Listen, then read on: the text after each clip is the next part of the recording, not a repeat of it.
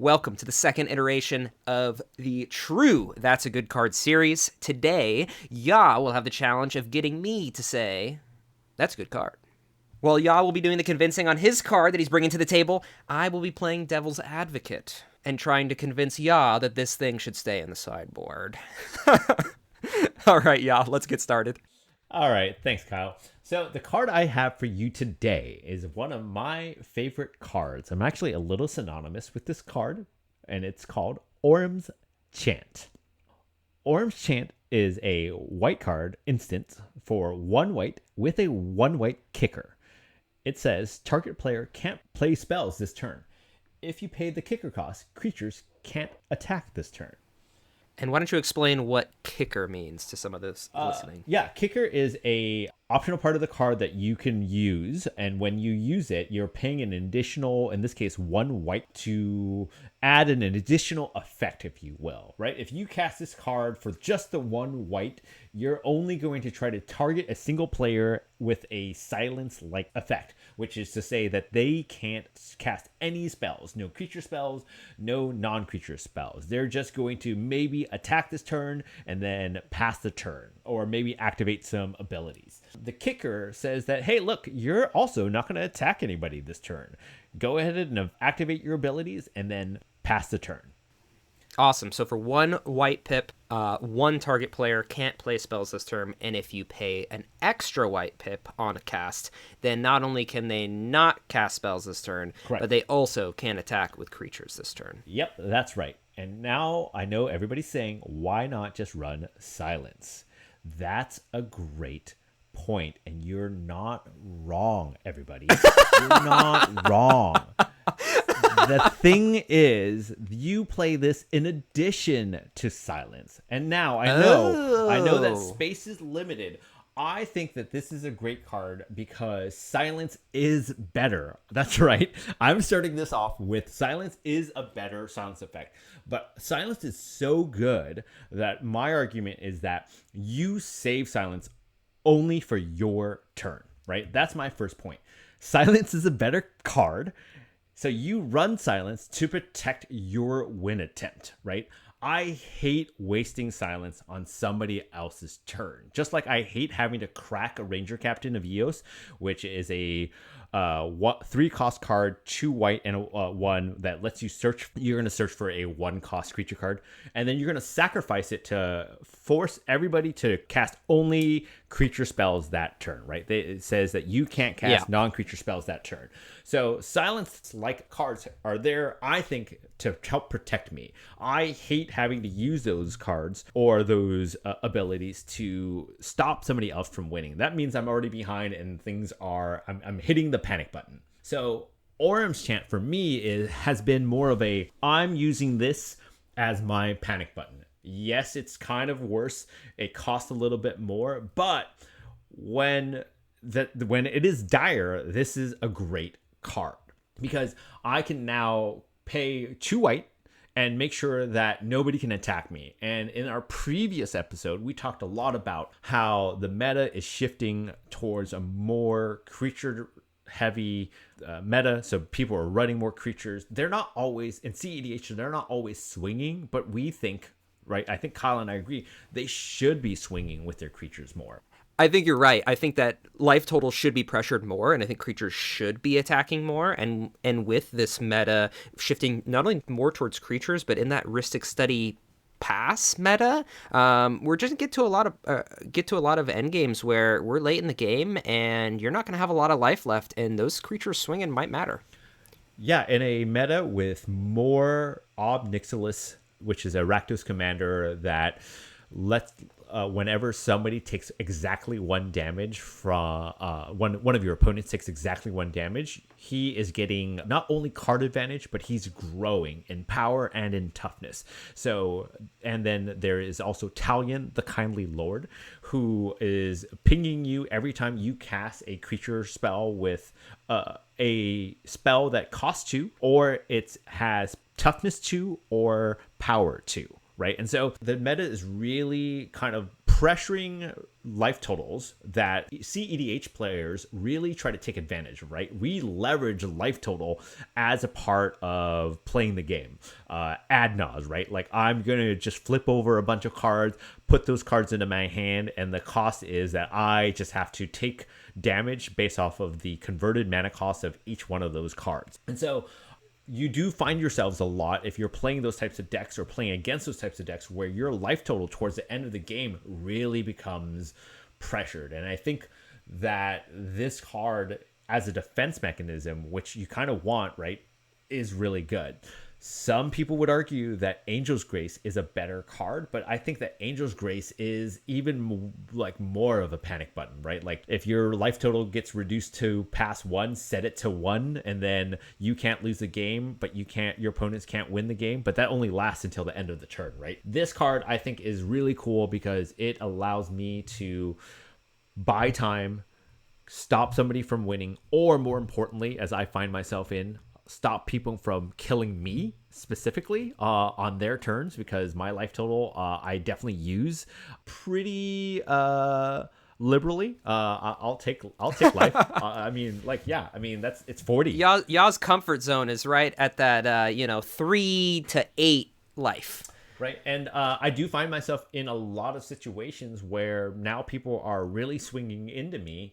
And it's kind of really nice to have this. I have maybe wrongly tutored for this card before in the past. And it has saved my butt. It has saved my butt. And then also bought me time to win the game, right, on my turn, where then I was able to cast Silence to stop anybody from playing anything against me, and was able to save a arguably better card to actually let me win the game. That's my first point. My second point is it's nice to have redundancy, right? Like I was saying, and was implying this whole time, 1 silence effect is great, but 2 is better. I run this card in a Tymna Jeska, which is a Mardu deck.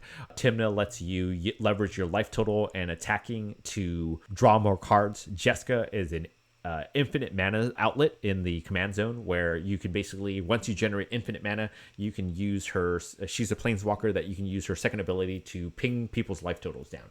And because I'm in Mardu, I don't necessarily have a lot of interaction like some other decks do. And so this is a really good card that anybody that is sans blue and you're in white, I think you should really consider, because it really gives you protection that is sorely needed and is arguably better than a lot of other cards.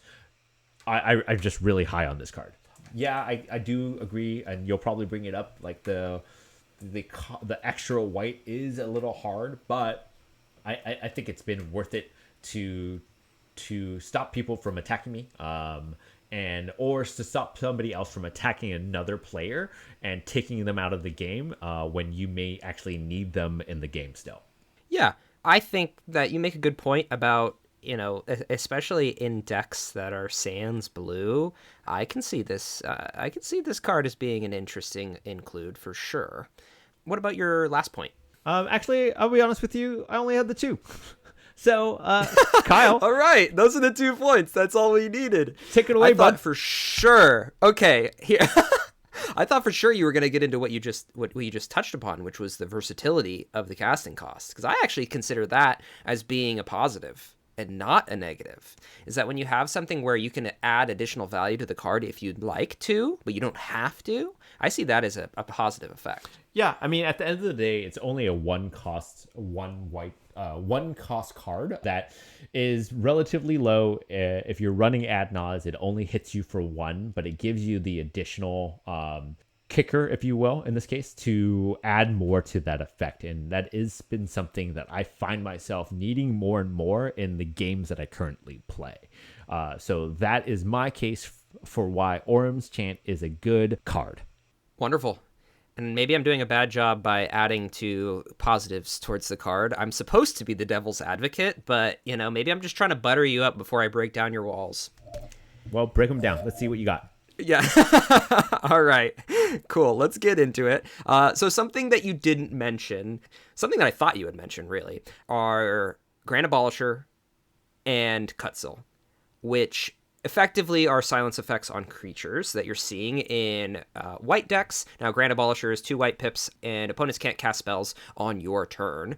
So it definitely is used by any deck that plays white to protect their win conditions on their turn. And then Cutzel is a new card that is 1 colorless, 1 white pip, 1 green pip, so it's a little more difficult to find spots for it because of the green pip, but it does the exact same thing as Grand Abolisher does, effectively. Opponents cannot cast spells on your turn. Now, these cards are used very much as one-sided silence effects to protect your wins.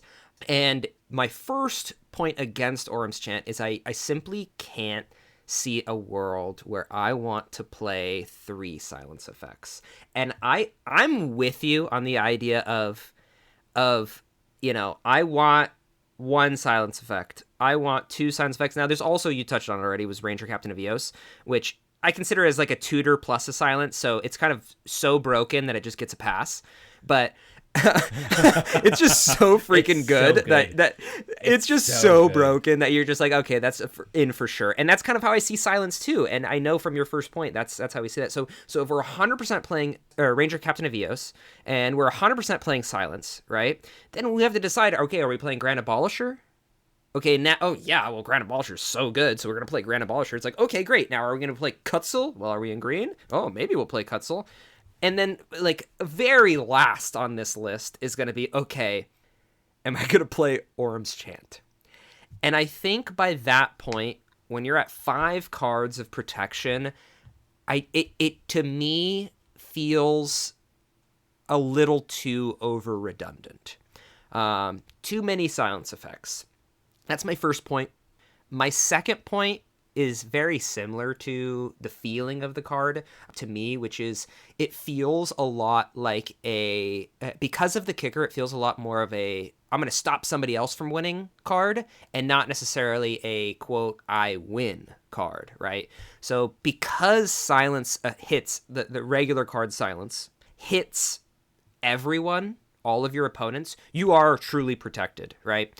With Orim's Chant, you have to pick one person, which you have to kind of do a process of elimination of, okay, who has the best chance of stopping me, and then pick that one person, but you're still susceptible to 2 other people who can stop you from winning, right? So then I see that the main value of the card is now that, okay, it's versatile, so it can be kicked, and you can stop a combat phase. And I 100% see the positives side of being able to stop somebody's combat phase. Yes, sometimes you're going against an Obnixilis who is a 21-21 and he's about to fly at you and take you out and you're about to lose the game. And right? That happens a lot more than you would want it to. It does. It happens a lot, right? Same with Corvold, yes. Which is also a very similar commander who just gets massive and he's a big flyer. But I truly think that this card shined most in Winota meta. Now, Winota is a 4-cost card, 2 colorless, and then 1 white, 1 red pip. Every time she's going to go to combat, she's basically going to get to flip cards from the top of her library and just play dudes that are tapped and attacking, ready to beat you up. Now, Winota notably gets stopped by Orim's Chant, because if Winota is not able to attack, then she doesn't get to slowly build that menacing ball of destruction. So I think it's a highly effective card against Winota, and I think it's just a moderately effective card against almost every other deck in the format. That's my second point. My third point is something that's a little overlooked, but is kind of relevant, like really relevant now, which is that Orim's Chant targets. And there's this card in the meta called the One Ring that is played in every single deck and gives protection to the player for the entirety of the turn. And something like Silence actually gets around the One Ring because Silence doesn't actually target. So with how protection works, you're unable to target someone with protection, but an effect like Silence that just affects the players, it gets around the targeting aspect of protection, and is able to stop somebody who maybe has protection from everything, right? Let's say there's a situation where someone has the One Ring out and you know that person's able to stop you. Well, now your Orim's Chant is just simply less effective than a general silence effect would be. And I know that argument isn't necessarily against what you're trying to promote, which is, from what it sounds like, not necessarily take silence. Yeah, I don't think you would ever say take silence out for Orim's Chant. No. But yeah, but it does lower the value of Orim's Chant as a standalone card just because of the fact that, man, I'm seeing it, and nothing against the One Ring. I love Lord of the Rings, but every single game, somebody has protection from everything. It's every game. And it has every game. changed. Sometimes in the pod, there'll be 3 or 4 people with protection from everything, right? Yep. And in those circumstances, Orim's Chant is useless. Actually useless. So yeah, those are my 3 points, yeah. I hope I didn't, convince you that this is not a good card, but that's where I'm at. No problems. First of all, Rip Winota. It was one of my favorite Rip Winota, and I'm going to go off script, and it's time for rebuttals. Those were great points, and I have some rebuttals. So, I actually think you do make a really good point. Like the target point is like the huge thing that a lot of people say is like the downside to the card. And I guess I should have mentioned, I personally don't care about the silence part all the time, right? When I have found myself needing this card, I needed it for the kicker, like that don't attack anybody part. Really? Right? That is where I actually find myself. And I would argue that sometimes it's such a bad card sometimes that people don't want to blow their interaction on countering this spell, which makes it even more effective in my opinion. So yeah, honestly, in the past, I have not actually. That's. I know. Wait a minute. I know, so you're saying it's so bad that it's good? Is that your? Yeah, that's my point. That card is bad, but it's good. That's what makes it so good. Like it flies a little bit under the radar where we want it to be. It's there to kind of make sure, like, hey, do I really care? This guy just wasted 2 white to make me not attack this turn. I guess that's fine. Sweet. I get to now untap and play my real silence effect or slam down a Grand Abolisher on my turn. Because as you mentioned, the Kutzel and Grand Abolisher, they're only really, again, protecting your turn, right? And I'm using this. Yeah. I think of that as like an offensive wall, right? Whereas like this is kind of going out there to be defensively, making sure you raise your attempt to win by not losing the game, right? Like that's what this card is very much for. I admit there are a lot of faults to it. And then you also mentioned something that I think is really important, that I don't think this card, and I'm going to say something fairly spicy here. I don't think this card is great for inexperienced players. And what I mean by that is you do need to know your meta, right? You do need to know, and you need to have enough experience playing against maybe not only the players that you're sitting down with, but at least the decks that you're playing against, right? And knowing you're right. Like, yes, silence is very safe. It's very encompassing. And that's what makes it a good card, right? It is a thing that says, hey, I don't know what's going on here. Nobody's casting spells this turn, right? Boom. Nobody's doing it. This card is, I think, very much like, hey, look, I need to know exactly where to interact. And so, yeah, it does give it a lot of caveats. And I probably have gone on record in saying that I don't like a lot of caveats, but it forces a player to kind of know and get more experience in knowing who you need to target, right? And a lot of the times the answer to that is, who's playing blue? Right. Who's playing blue, or who's drawn so many cards with the One Ring that they cast on turn 1. And so I would say this is a good card because it's not for inexperienced players, and it's a card that's going to force you to hopefully learn and have more experience before you play it, right? You need to know where and when you use this card. And I think for me, that part of the reason I'm so high on this card is because it helped me do that, right? It forced me to kind of look at the turn, like, can I predict what's going on? Okay, cool. I need to do something about this now. And like this card helped trigger that moment, if you will. It was the catalyst, if you will, to kind of like teach me like, hey, I need to know the meta. Like, what is what is Kyle going to tutor for right now? He just cast a tutor. What is he looking for? What's he going to put on top? Okay, what do I need to do to stop this, right? Like, how do I make sure that I'm still winning, but I'm also not going to be blindsided by a win? And I feel like this card is the type of card, or cards like this kind of force you to understand what's going on, and you can't just play blindly. I think that's why you and I play CEDH versus EDH, right? Because it really matters what everybody else is doing, right? Whereas sometimes in EDH, and no offense to like more casual commander, it's more about like, I just want to do my thing. Let me build my wall. You do your thing, and then we'll meet in the middle at some point. Whereas like, no, like in CEDH, we want to interact, and we want to be playing in somebody else's end step or in somebody else's combat step. Like, I want to get up in your business while you're trying to do your thing and annoy you so much that you can't win the game. Like, that's, I think, why I don't know why I put it like that, but like, I think that's why you and I really like the layers of CEDH versus EDH. And I think this card is like a real example of something like that. All right, Kyle, I think those were really good points that you made. And I think that the biggest thing that you said that really is kind of convincing to me is like actually, you said a couple things that were really convincing, I'll be honest with you. Yeah, like having too many silence effects is kind of, isn't really necessary, right? Like, you're now running 4 or 5 cards that all do the same thing and do it better. And then also, well, let me stop you there. Go ahead. Do you think that all of the cards that I mentioned do it better? Because I think the one that's definitely the most fringe in comparison is that Kutzel, the new green and white card. Is there any world where you're playing green white and you would play Orim's Chant and Kutzel?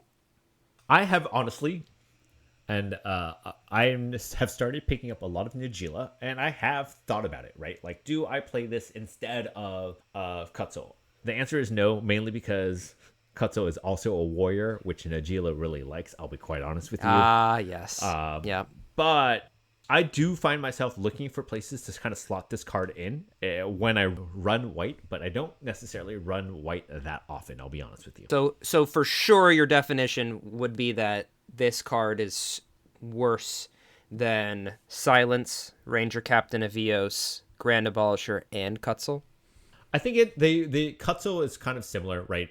I think this is on the same level as Kutzel, personally. I think that I don't have that much experience with Kutzel, but it's also in green-white, which is arguably not a great color pairing that you find yourself in that often. It's probably the weakest color pairing, and it's 3 cost, and you can't play it at instant speed. So, like, I can see the argument for Orim's Chant over Kutzel. I'm being a terrible devil's advocate. Yeah. But I can see the argument. Yeah. Probably not in Nagila, because like you said, it's a warrior, and warriors are very good in Nagila. And not only that, but I believe Kutzel also has an effect where whenever one or more creatures you control with power greater than its base power deals combat damage to a player, you get to draw a card, which is kind of a uncommon cantrippy effect that doesn't really happen very often, but it's better than nothing, right? Yeah. Most text is better than nothing, so it does kind of matter, but at the same time, I think finding a second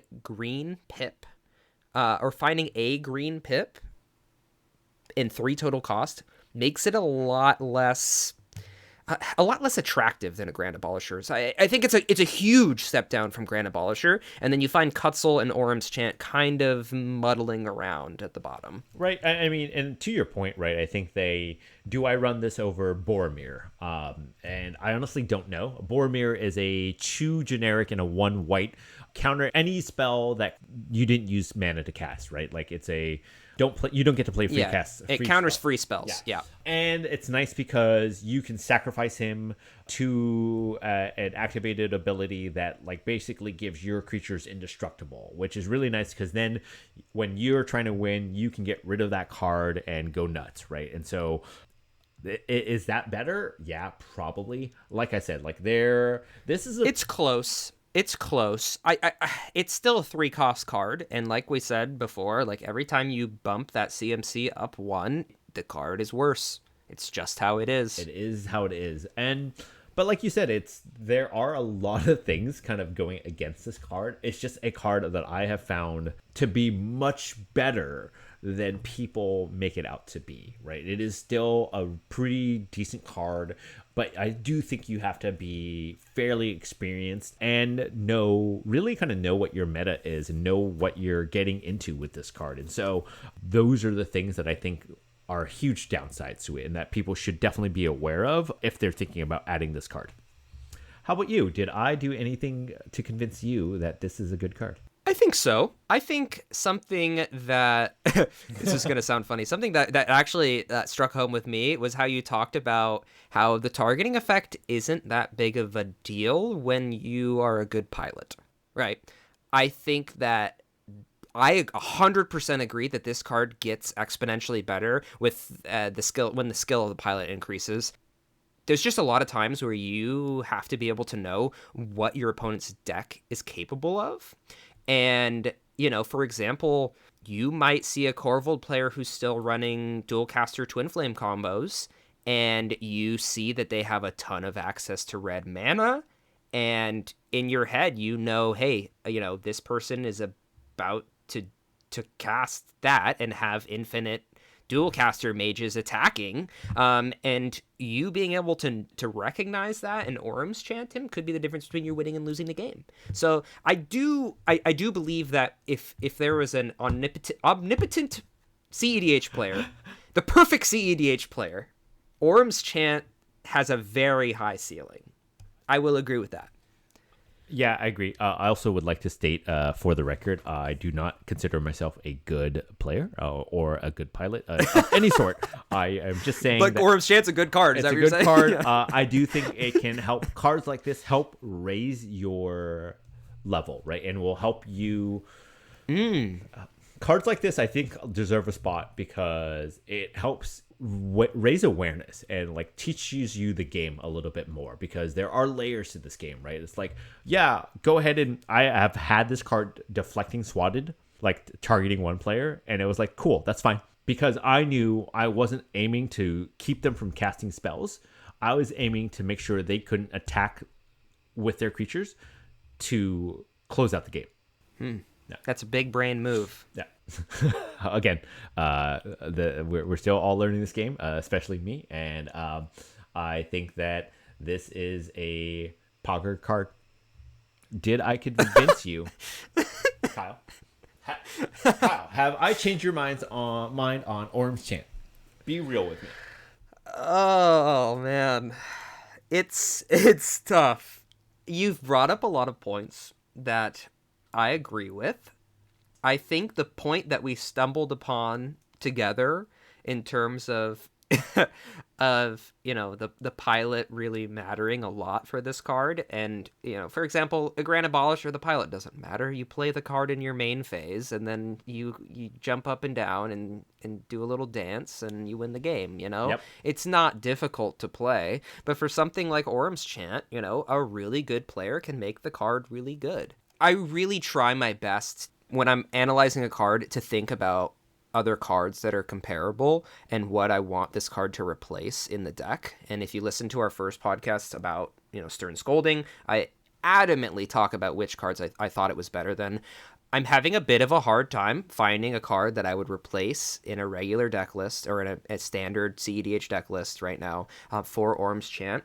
I think that Kutzel is the lowest on the list, and I wouldn't mind subbing a Kutzel out for an Orim's Chant here and there, do a little sprinkle of Orim's Chant, and just seeing how it feels. I take that. So I'll take that. So that is where I will stand on that. Is it a Poggers card? Jury's still out. We'll see. We will see on that one. And I think that's a great spot to tell our listeners, hey, did I say something that offended you? Did I say something that you really want to make sure you let me know I was wrong? Check us out on Discord.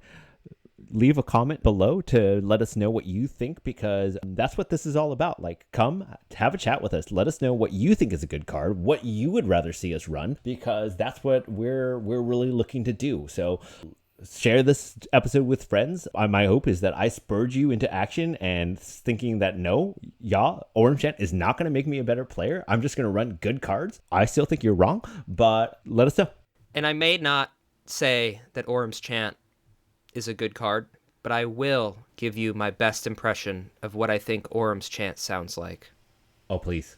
I'm excited. Are you ready? Oh, I'm ready. Go ahead. Orim, Orim, Orim, Orim, Orim, Orim, Orim, Orim. All right. Awesome. That'll send us off for today, listeners. I hope I didn't blow your eardrums out. Thank you so much for coming to our second That's a Good Card episode talking about Orim's Chant. And thank you, Ya, for bringing Orim's Chant to the table today. If you thought I was completely wrong, if you think that Ya is completely wrong, if you think we're both completely right and you love this podcast, please leave a comment down below like Ya said, and have a wonderful day, listeners. We'll see you next time. Laters.